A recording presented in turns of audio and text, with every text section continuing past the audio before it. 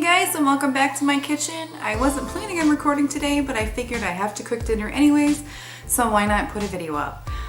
It is an Amish meatloaf recipe. I don't know really how Amish it is. My parents live up in Amish country in Indiana, and there's a little restaurant and they have the best meatloaf I've ever had. It's a classic, but it's a staple, and it's quick and it's easy and it's good for dinner. It's filling and cheap. So stay tuned and I will show you my take, or from what I can gather, is the best Amish meatloaf I've ever had. Okay guys, we're back. I'm going to try to make this as quick and painless as humanly possible and not get too long-winded on you. But in a large mixing bowl, it's a 2-pound mixture of pork and beef. I've actually never tried it with this, but I'm pretty sure it's going to be delicious. I believe the pork might make it shrink up a little bit more than normal if you just used hamburger. However, I think pork kind of adds to the flavor. So if all you have is beef, just use about 2 pounds of beef, or a little bit over, a little bit under. That's okay. That's okay.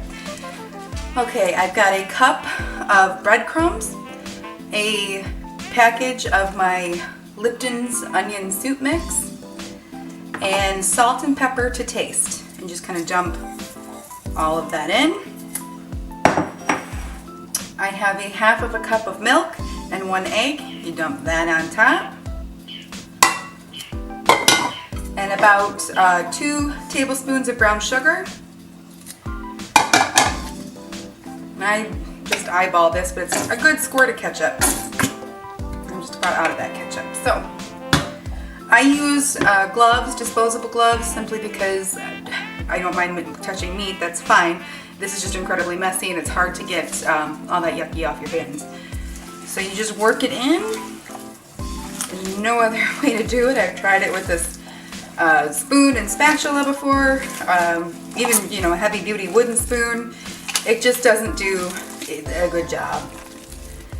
You're going to want to get all of your ingredients thoroughly incorporated into one another.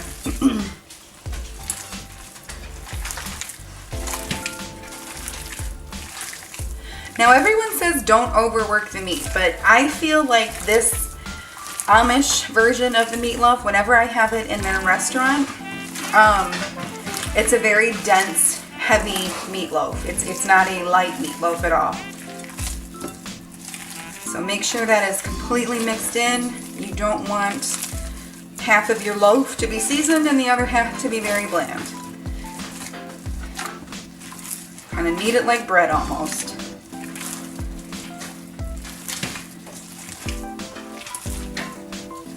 Okay, that's pretty well blended. Try to switch spots here.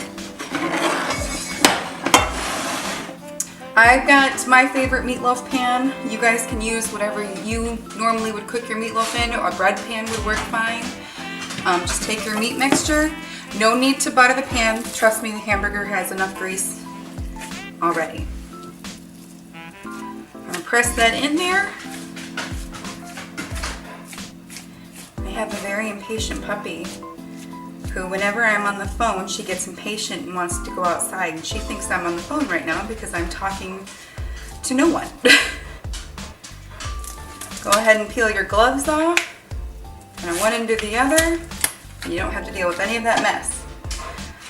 Okay, to this I have about a half a cup of ketchup, maybe a tablespoon of regular mustard. Dijon mustard will work, that's good too.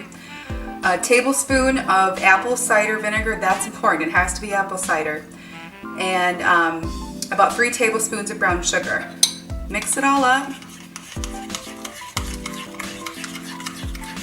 This meatloaf will have a much sweeter consistency than a traditional meatloaf. Almost kind of like a sweet and sour, tangy version, I guess. Go ahead and kind of pour half of it on, not all of it, just half.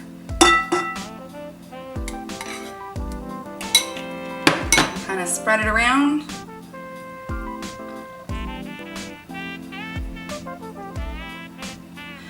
And then you're going to want to pop that into a preheated 350-degree oven for about an hour. Halfway through, so half an hour in, you're going to want to take it back out and brush on the remaining of the mixture that goes on top.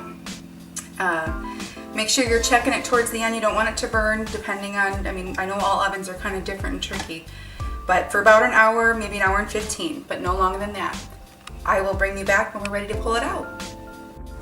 Okay, we are done with our meatloaf. I have a confession. I got on the phone and I didn't set a timer. This was in for an hour and a half, but I'm hoping it's not overdone. If it is, that's okay. That's how life goes, right? I'm going to let it sit and cool for maybe 20 minutes. No, not 20 minutes, I'm sorry. About 5-10 minutes. And I'll probably pair it with, I think we have baking potatoes left over from the other night. I'll warm those up in the microwave and probably a can of corn. And that's just an easy peasy, no stress meal. I'll try to take some pictures at the end and insert them at the end. And so you can see what it looks like inside. But I hope you enjoy this recipe. I kind of just wanted to film something quick and easy, you know, like those Tuesday night dinners, you don't have a lot of time. It took me about 5 minutes to throw this all together. So if you like what I do here, please like the video.